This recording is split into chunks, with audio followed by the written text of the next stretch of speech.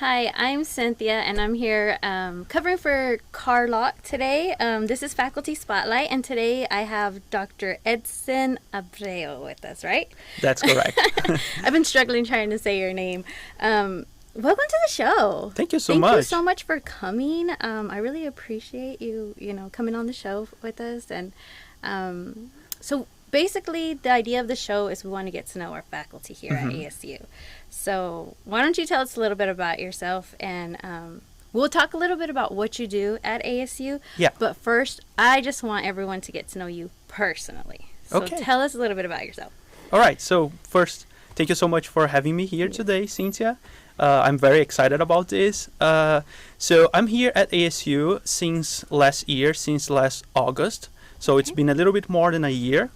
And that was when I moved to San Angelo, to Texas. I'm from Brazil, and you can tell maybe by my Your accent. I Yeah. love it. It's great. Yeah. Usually, people think different places. Sometimes they think about Brazil, but not all the time. So I'm from actually south of Brazil. So my hometown, it's closer to Uruguay, Argentina, than the next state in Brazil. So I grew up there. I went to college in the same state. And then I moved to São Paulo State, where I went to do a master's and a PhD degree at the University of São Paulo. So part of my actually my graduate education happened here in the States, because when I was doing my master's at the University of São Paulo, I did a internship at the University of Minnesota. So I lived about 6 months in the winter of Minnesota, from November to May. So that was my first experience in the US, and also in the winter. It was the first time that I saw snow, and it was like a lot. Yeah. But I really enjoyed that. And then I returned to Brazil. I finished my master's, and then I started my PhD degree. And then part of my PhD research actually happened at the Smithsonian Institution in Washington, D.C. And so I lived there for about a year in 2018. Yeah. And then I went back to Brazil. I finished my PhD.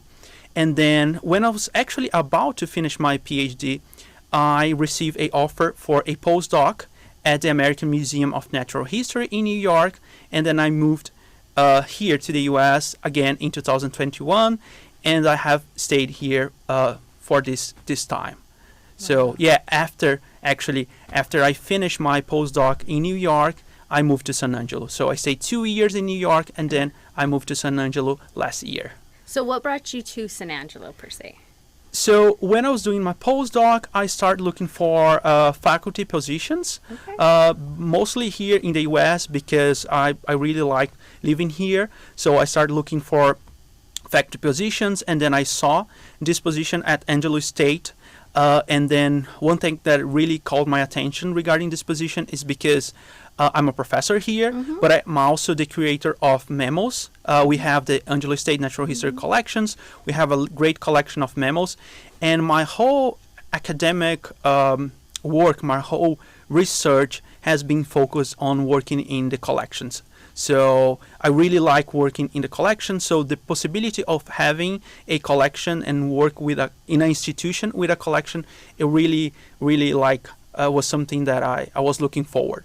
So when I saw this position, I applied, and I fortunately got the job here. Yeah. So that's basically like long story short. Yes. Yeah. And I saw y'all just recently got a grant, right, for that you are going to be traveling to the rainforest to be collecting specimens. Do you want to tell us a little bit about that? Yeah, of course. So, I recently got a grant from the National Science Foundation. This is a grant that I am working with 2 other colleagues. They are from Cal Poly. So, I am one of the co-PIs in this grant. And in this grant, we wanted to study the animals that live in the Marajó Island in Brazil. So this is actually the largest island in a river in the planet.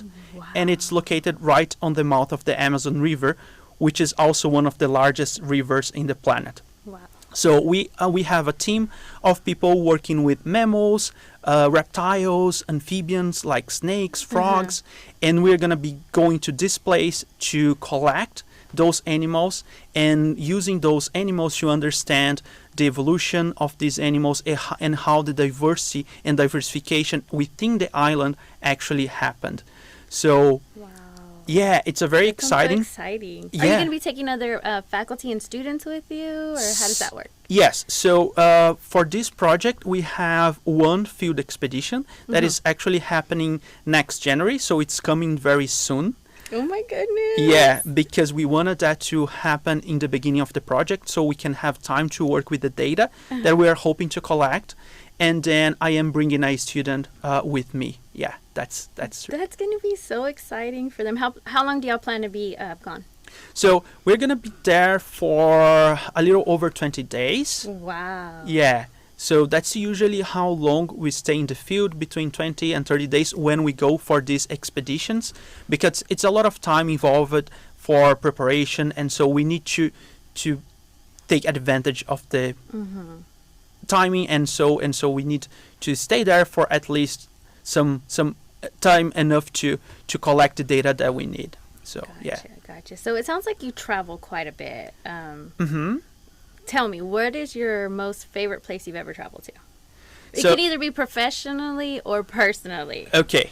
Let me start professionally then. Okay, professionally. So as I said before, a lot of my work and my research is to work with museum specimens.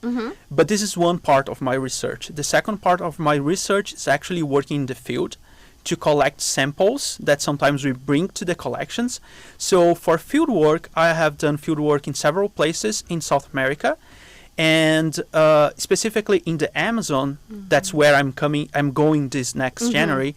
I've been working in the Amazon for the past almost 15 years. Wow. The first time that I went to the Amazon, it was right after I graduated in college, and I think it was around 2010.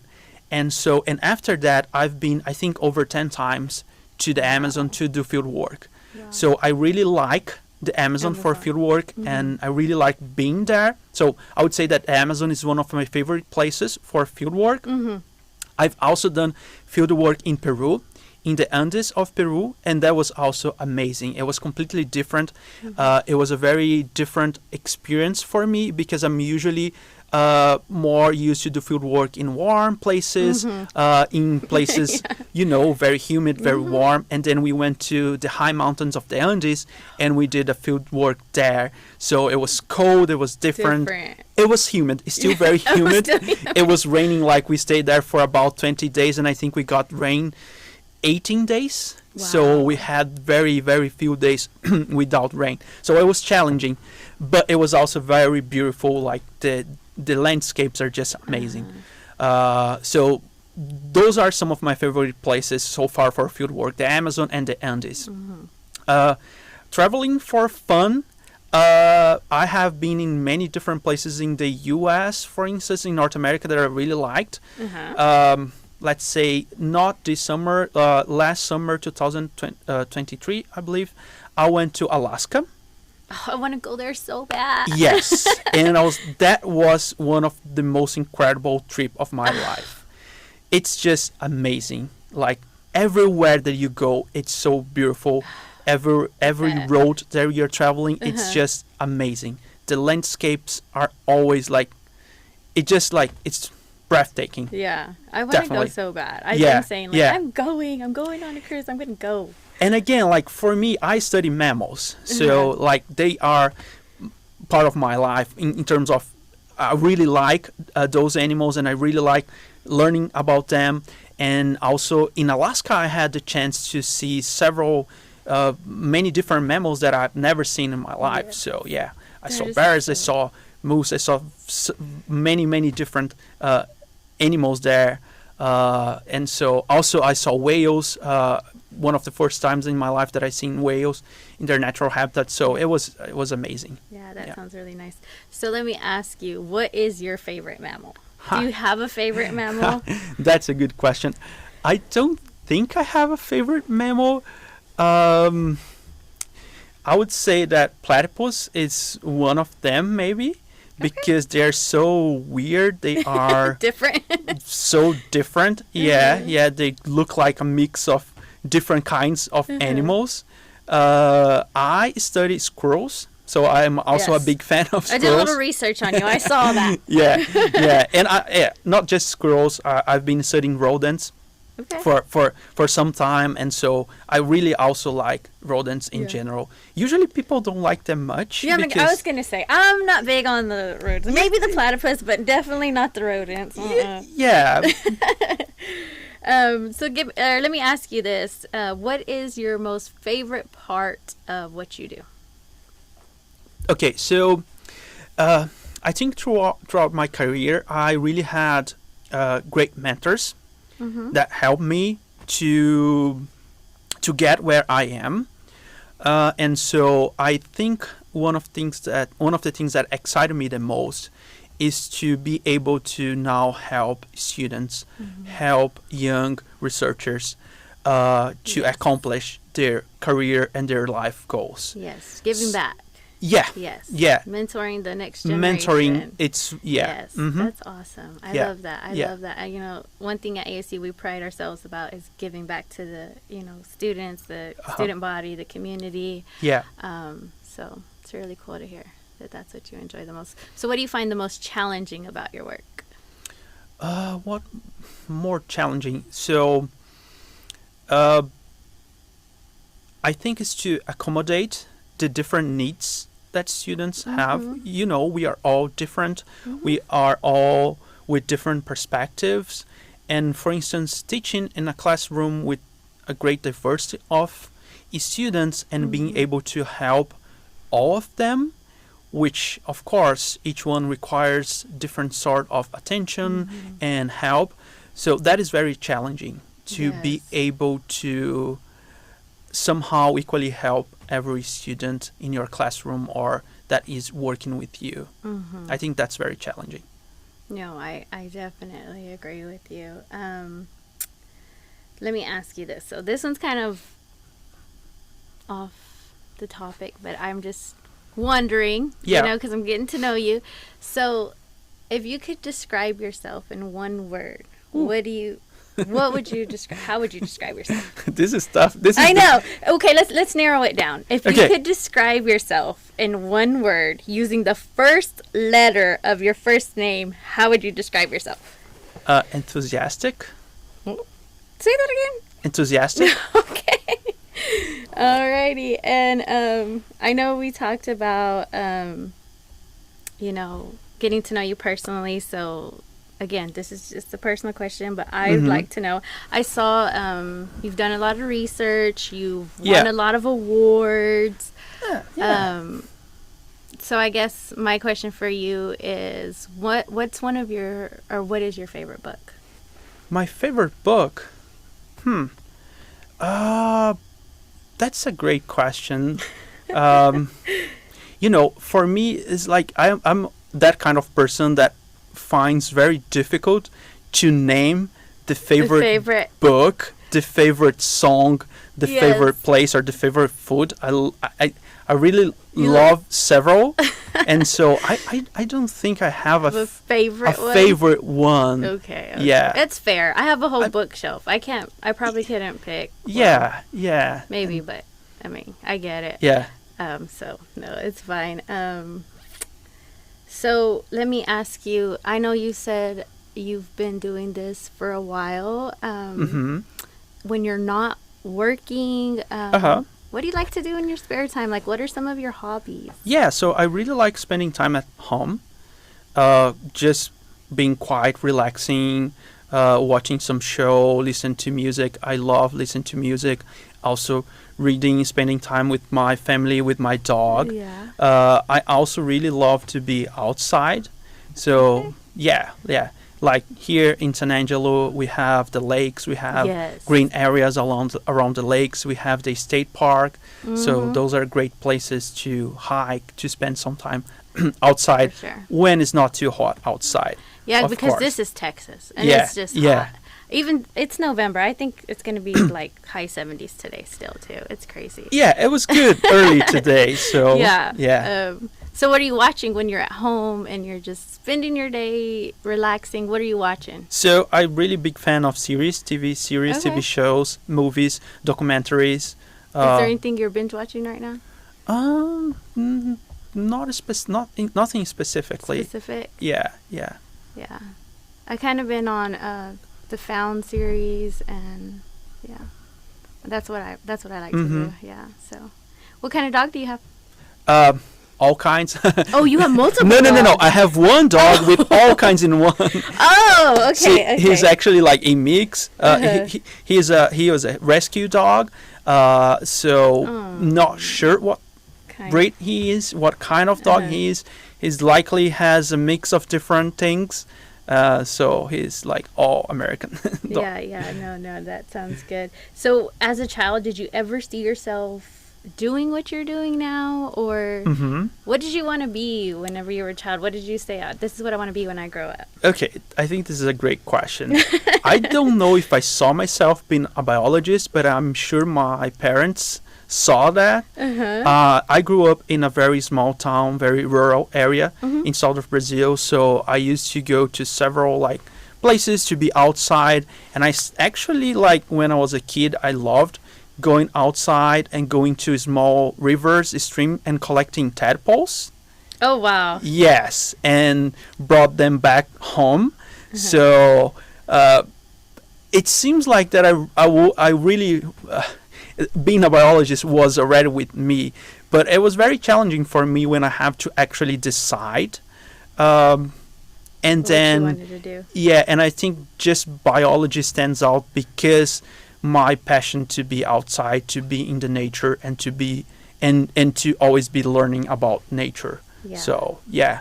So, okay, this might be a hard question to, I guess, answer, but since your work is outside, but you like to be in nature, do you still use nature as like your self-care, or do you feel more like you're working when you're outside? Like, how do you... I think both. Yeah. I mean, currently most of my work is actually inside. Okay. So you don't get to be outside that much. I don't get to be outside that much, but fortunately I still get to go to the field at least once, twice a year. And although that definitely feels like work, I'm working, I'm thinking on what I'm doing, what I need to do. I'm thinking about the situations that happens, the problems, but also I can always find time to relax in those moments. Yeah. So you're kind of doing like 2 in 1. You're trying to work and find the relaxation in your work at the same time. Yeah. I just wonder because one of my self-cares is getting outdoors. Yeah. I'm not going to lie. I wish I could sit there and be quiet like you say, but I can't. I can't. I wish I was that person, but it's so hard. Yeah. I hear the birds chirping or the dogs barking. I'm so squirrel. I'm just, everywhere. So that's a great. Did you see what I did there? Because you're sitting. It's gross. But literally, so I love being outside in nature. I feel like that's great self-care for me. But I get so distracted, and I wish my mind would just quiet long enough for me to sit there, be still, and enjoy it. But the other day we were in class, and a bird's, just chirping. Yeah. My professor stops and says, "I wonder what kind of bird that is." He has an app on his phone. Oh yeah. Those are great. You heard of it? Yeah. No, I do have. You have one too? Yeah, I have. He records the bird, and he's like, "Oh, it's a blue jay," So I just thought it was just so funny because it's like I try to go outside, enjoy nature, the still, the quiet, but although that is nature, I get so distracted, so it's hard for me. But it is distracted with a good thing. Yeah. So if you get distracted, you're not thinking about your problems, things that you need to do, or right. It still does good to you. Yeah, for sure. So I saw, like I said, that you had won a lot of awards. Is there anything that you're most proud of? Is there an accomplishment that you're most proud of? Is there an award that you won that you feel that you're most proud of? Yes. So a couple of things. Like when I was doing my PhD, I applied for a grant from the American Society of Mammalogists, and I got that grant, and that grant helped me to do a very important field work for my PhD. So that was the Latin American Field Research Award. So it's an award specifically for people, young researchers from Latin America to do field work. And so I got that grant and really helped, as I was saying, with my PhD project. I was able to go to the field to collect important samples for my project. So that was a very, very important one, I would say. Yeah. That one. Mm-hmm. That's awesome. So we are a radio show, so you know I'm going to ask you, right? So what is your favorite type of music that you like to listen to? Okay, so again, I listen to several different things. I really like Brazilian music, Brazilian popular music. We have great songwriters in Brazil, great singers. So I really love, because of course I feel a connection, I have a connection, so I really love Brazilian popular music. But I also love lots of international things. I always like rock a lot. And so, yeah. But so you like it all. And that's really cool because at Ram Radio, I don't know, we have DJs and our tastes are all over the place. So that's something that's really different about Ram Radio. Yeah. It is, I mean, you can hear country, you can hear K-pop, J-pop, Christian music, heavy metal. I mean, we play it all. So you just never know, like tuning in what you're going to come across. So that's cool. I know, like for me personally, I don't get to DJ much, to be honest with you, because I am all over the place. But I love to listen to my Christian music. So that's kind of something that, you know, I have a good time in the studio getting to do that. But anyways, it's really fun. So, okay, I'm going to be honest with you. I looked up your job title, and your job title is so long. Tell me really officially what you do, because you're Department of Biology. Yeah, I'm professor at the Department of Biology. And then the mammals. The curator of mammals. Yeah, so as part of the biology department, we have the Angelo State Natural History Collections, and we have 5 different collections. We have the collection of mammals, which is the one that I am the curator. So I am I'm the person in charge to take care of the specimens, the animals that we have there. Of course, I don't work by myself. We also have a collection manager, but that's part of my job. And then, as I was saying, we also have 4 other different collections. We have collection of birds, collections of reptiles and amphibians. We have the herbarium, and we also have a collection of genomic resources. So basically, tissue samples from the animals that we have in the collections, and also from the plants, not just the animals. So yeah, this is also part of my job, although my primary responsibility is with teaching.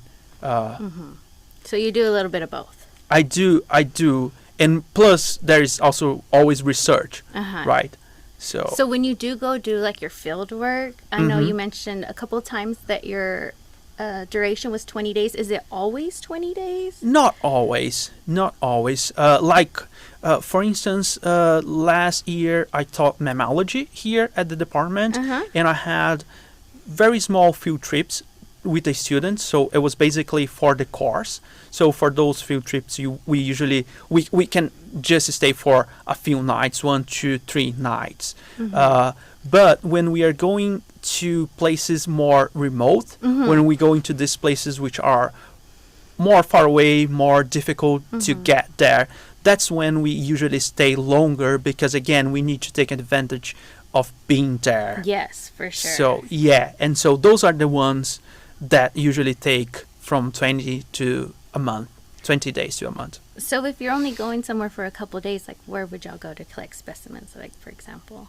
So right here around San Angelo. Oh, so even in our own hometown. Yeah. Oh, wow. There are a few ranches that we have been working here in town. Okay. Yeah, so there are places here in town. Here in town, here of course in the state of Texas. And close by, like any towns that y'all go by close by, if you only stay like a night or 2? So I haven't had the opportunity to do much field work here, because again, I'm here only for about a year.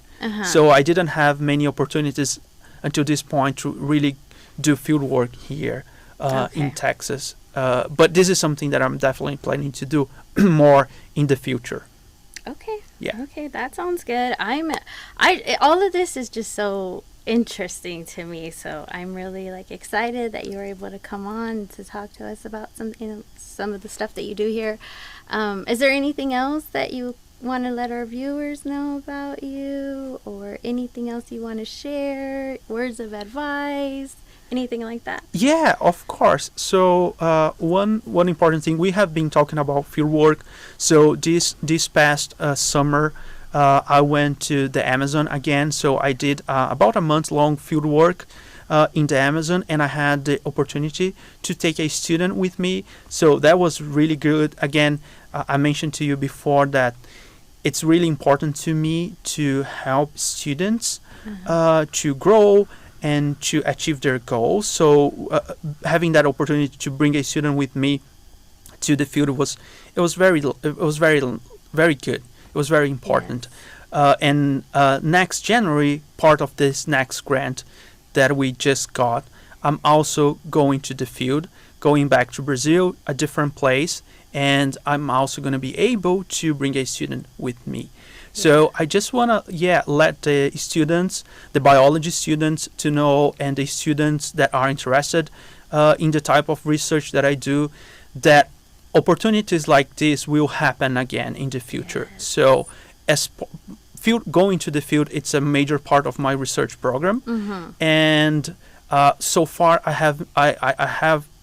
have received great support from the biology department, also from the College of Science and Engineering, and they are helping me to make it possible to take those students to the field. So students interested with biology and my type of research, just keep your heads up that opportunities like this will happen again in the future. And that's like for a student, like opportunity of a lifetime. For you, is it like being back on your own own stomping grounds again, going back to Brazil? Yeah. Is that nice, just getting to go back and getting to experience the culture, the weather, and the food? Yeah, but for them, this is definitely a opportunity that can turn their careers into a different path. They can discover something that they didn't know that they liked. I think something like that really happened with me. Yeah, that's how you ended up getting into this field? In mammalogy, like studying mammals. I would say so. Yes. Because when I was in college, I did different things. So I volunteered in many research labs. So I kind of like started working with plants. I had some research internship working with ferns and mosses. And then I jumped into entomology, so working with insects. And then I did other different things. But most of my time in college I spent working in a lab, the limnology lab, so working with water quality, and also organisms that live in water. So I spent about 2 years working on that lab. But then it was towards the end of my college time that I had this opportunity to actually travel to the Brazilian Pantanal. The Pantanal, it's the largest wetland in the planet. And I had this opportunity to go there for a summer internship and volunteer in a project that works with conservation of jaguars. So they work with conservation of jaguars mainly, but they also do all kinds of like ecological studies with mammals. So I stayed there for a month helping people in this project. And when I came back to my university, I was sure, okay, this is what I want to do. Mammals are the group that I want to study, that I want to do research. And so I kind of like stopped working in the lab that I was working, the limnology lab, and then I went talk to a professor, a zoology professor at my university, and said, "Hey, I want to do a small project with mammals. I want to start getting some research experience with mammals. Would you help me?" He said yes, and so I actually did a thesis to get my bachelor, and that was actually with mammals. So it was my first experience work with mammals. So the point is that this kind of experience where you go to some place and you learn to something different maybe might turn your career to a different path. So that was very important to me. And so that was a turning point for you, huh? a turning point for me. So providing this kind of opportunity for students, of course, I do not expect that every student working with me will decide to work with mammals and do the kind of research, but maybe they will learn something or they will experience something that will be a turning point for them as well.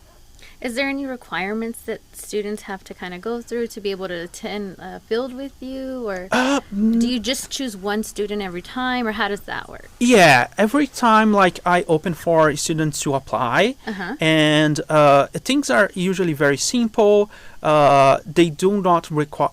I do not require them to have any specific knowledge or skills. Of course, that if they have been in the field before, that would be a plus. If they have experience working with mammals, of course that will be a big plus, but that's not a requirement. It's more about their career goals, their excitement to go to the field, to be in the field, and then once a student is selected, then I work closely to them to get everything organized, to make the travel arrangements, and things related with that. Of course, there is vaccines that students need to take.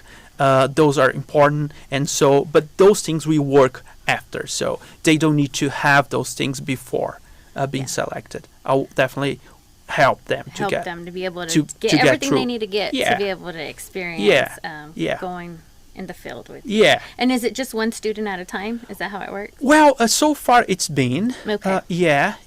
But eventually in the future, hopefully I'll have field works that I'll be able to bring more at a time.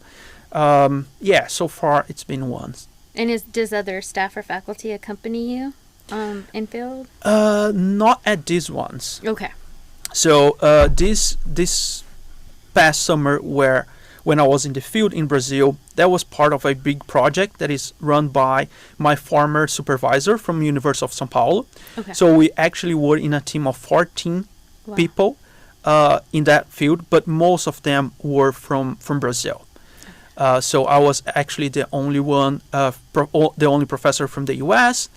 And then the next field work that's going to be next January, I'm going to be working with other colleagues from the U.S., but they are from Cal Poly. So here from Angelo State, I'm going to be the only professor. But of course, there will be a student with me.